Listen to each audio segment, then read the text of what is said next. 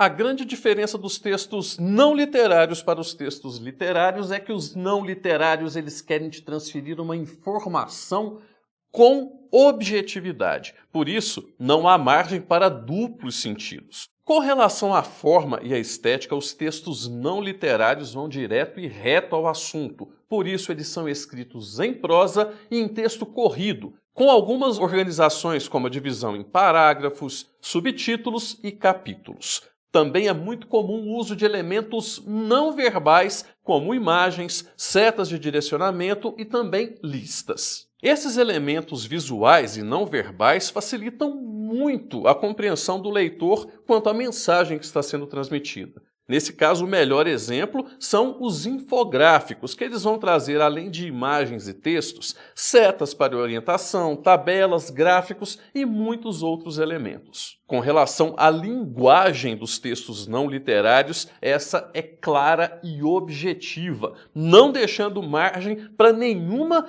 dúvida com relação ao sentido. Por isso, as frases são sempre colocadas na ordem direta. Não tem aquela coisa de misturar, de trazer uma parte lá do final para o começo. É sujeito, verbo e objeto. Além disso, usa-se somente a denotação, com as palavras no sentido literal que elas possuem. E para se atingir a significação perfeita dentro da comunicação emissor e receptor, os textos não literários eles representam fatos reais e dentro de uma impessoalidade muito grande do leitor. Ele não pode colocar nenhum tipo de opinião, nada de seu ponto de vista pessoal. Por isso, a imparcialidade também está presente nesses textos. Além disso, as figuras de linguagem são totalmente deixadas de lado, principalmente aquelas que mexem com a significação das palavras. Os exemplos mais comuns de textos não literários presentes no nosso cotidiano são as notícias, os verbetes de dicionário, os manuais de instruções, as receitas culinárias, as passagens de avião, de trem e as bulas de remédio, entre muitos outros. Alguns textos não literários precisam de uma atenção bem maior na hora de serem interpretados. É o caso dos textos não verbais.